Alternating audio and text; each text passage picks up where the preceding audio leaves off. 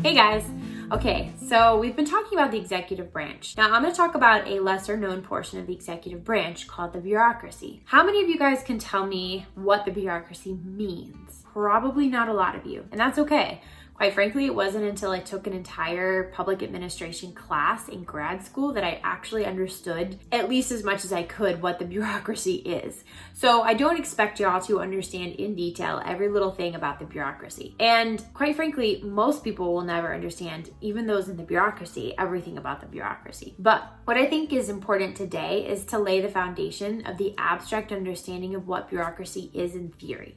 Okay. When it comes to the practicals of what the bureaucracy is made up of, specifically like what these agencies are, what they do, etc., I will spend time on that in another video. But I think it's good and important to set a foundation in this video so that you can basically say in a sentence or two what the bureaucracy is, and then we can go into more detail. Okay, so what is a bureaucracy, or what is the bureaucracy? Let's think of it this way. Think of the executive branch as a big pyramid, all right? We've got the president up here, and then the rest of the pyramid is the bureaucracy, okay? So 95% of the executive branch is actually bureaucratic, is the bureaucracy. The tiny little bit that's at the top that we all pay attention to and think of as the executive branch is only like 5% of the whole executive branch. So when you think of the executive branch, don't just think of the president. Yes, he's one tiny part of it, but there's a ton more to the executive branch than just this one little part, the president. Now, why do we have a bureaucracy? Why is this a part of our government? Well, it's the executive branch, right? And what's the executive branch's job? Remember from my previous video, the executive branch's job is to execute law, right? Now, who writes law? Congress writes law, okay? Congress writes a law and the executive branch executes it. We would be surprised if all 535 people of the executive branch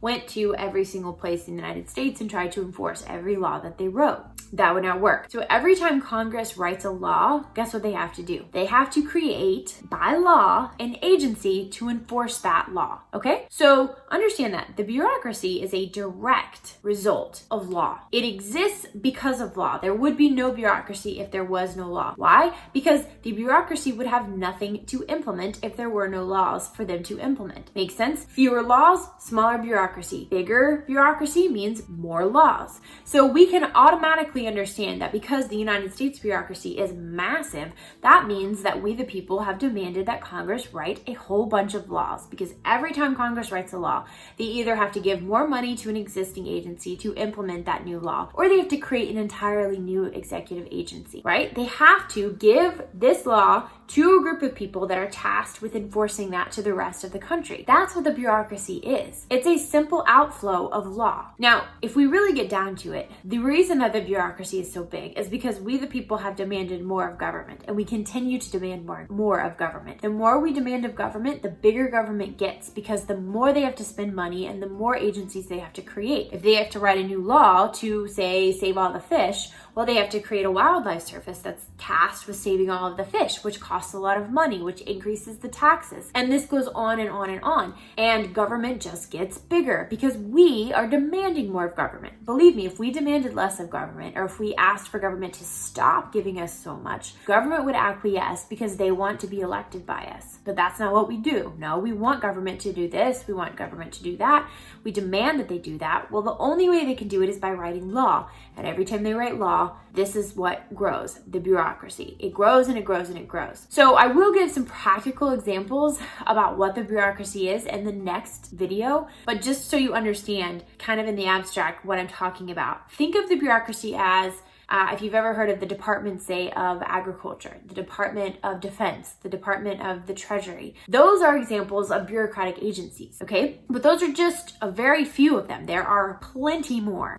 We can get down to things like, I've written down the National Ocean Service, or the National Pesticide Info Center, the CIA, the Office of Fossil Energy, things like that. These are examples of agencies that were created because some law was written that did something in that area, right? And so the agency had to be created. It's as simple as that. That is the bureaucracy. The bureaucracy is the pyramid part of the executive branch. There's the president, and then there's the rest of the executive branch doing all of this extra work because Congress keeps writing law. And guess what happens when Congress writes unconstitutional law? Well, the bureaucratic agencies that are created are unconstitutional, and then all of the implementation that they do is therefore unconstitutional because they're implementing an unconstitutional law. It all ties together. together, okay? And we keep demanding that. So in next video, I'm going to talk about what these specific agencies are. We'll go through some of them. We'll talk a little bit about what they actually do. So I really appreciate you watching. I hope that you're learning something. If you are and you're interested in following more of my videos, subscribe to my YouTube account. Go follow my blog.